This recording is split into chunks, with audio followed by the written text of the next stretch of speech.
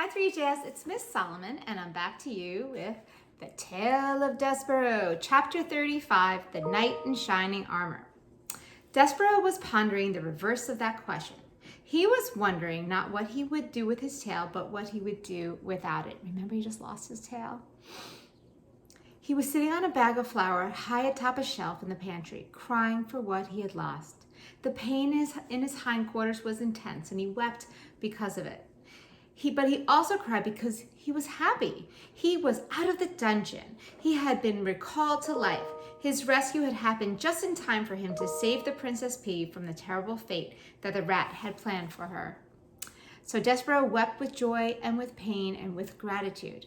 He wept with exhaustion and despair and hope. He wept with all the emotions a young small mouse who had been sent to his death and then been delivered from it in time to save his beloved can feel. Reader, the mouse wept, and then he lay down on the sack of flour and slept. Outside the castle, the sun set and the stars came out one by one, and they disappeared and gave way to the rising sun. And still Despereaux slept. And while he slept, he dreamt. He dreamt of the stained glass windows in the dark of the dungeon.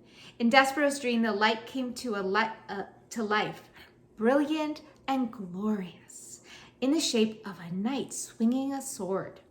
The knight fought the dark, and the dark took many shapes. First, the dark was his mother, uttering phrases in French, and then the dark became his father, beating the drum.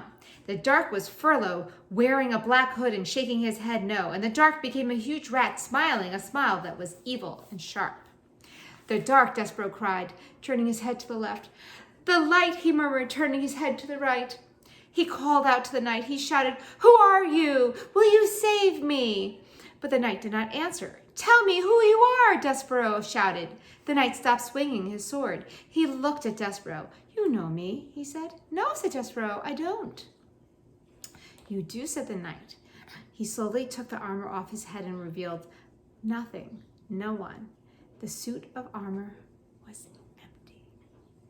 "No, oh no," said Despereaux. "This is no knight in shining armor. It's all just make-believe, like happily ever after." And in his sleep, reader, the small mouse began to cry. Chapter 36, What Mig Carried. And while the mouse slept, Roscoe put this terrible plan into effect. Would you like to hear, reader, how it will all unfold? The story is not a pretty one. There is violence in it and cruelty, but stories that are not pretty have certain value too, I suppose. Everything as well, you know. Having lived in this world long enough to have figured out a thing or two yourself, cannot always be sweetness and light. Everything cannot be always sweetness and light. Does that make sense, 3JS? I'd love to hear your response to that question. Listen, this is how it happened. First, the rat finished, once and for all, the job he had started long ago. He chewed through Gregory's rope all the way through it, so that the jailer became lost in the maze of the dungeon late at night.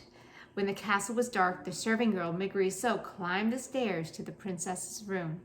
In her hand, she carried a candle, and in the pockets of her apron were two very ominous things. In the right pocket, hidden in the case they should encounter anyone on the stairs, was a rat with a spoon on his head and a cloak of red around his shoulders.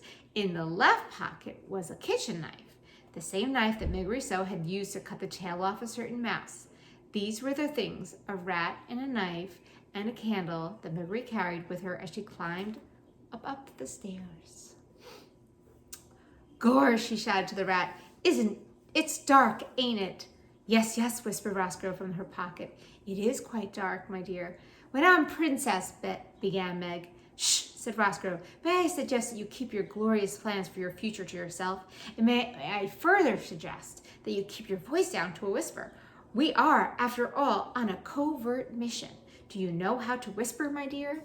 "I do," shouted Meg. "Then please," said Roscoe, "please institute this knowledge immediately."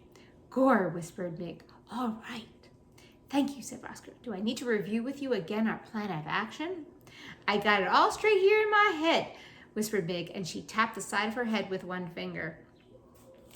"How comforting," said Roscoe. "Perhaps, my dear, we should go over it again one more time just to be sure." Well, said Meg, we go into the princess's room and she will be sleeping and snoozing and snoring, and I will wake her up and show her the knife and say, if he does not want to get hurt, princess, you must come with me. And you will not hurt her, said Roscoe. No, I won't, because I want her to live so that she can be my lady in waiting when I become the princess. Exactly, said Roscoe. That will be her divine comeuppance. Gore, whispered Mig. Yes, her divine comeuppance. Mig had, of course, no idea what the phrase divine comeuppance meant, but she very much liked the sound of it and repeated it over and over to herself until Roscoe said, and then, continued Mig, I tells her to get out of her princess bed and come with me on a little journey. Ha, said Roscoe, a little journey, that is right. Ha, I love the understatement of that phrase. A little journey. Oh, it will be a little journey. Indeed it will.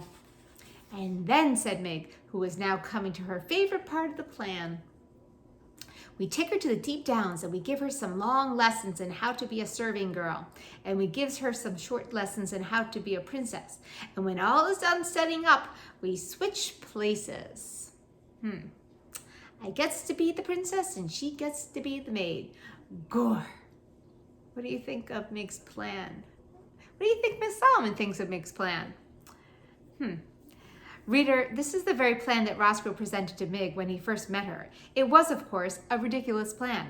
No one would ever, not for one blind minute, mistake Meg for the princess, or the princess for Meg. But Meg Riso, as I pointed out to you before, was not the sharpest knife in the drawer.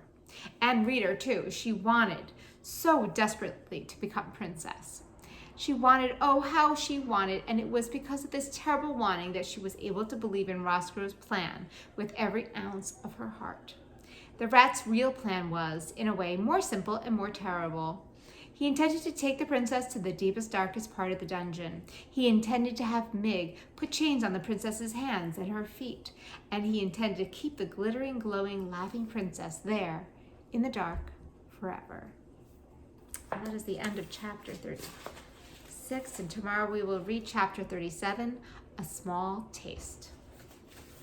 Bye-bye.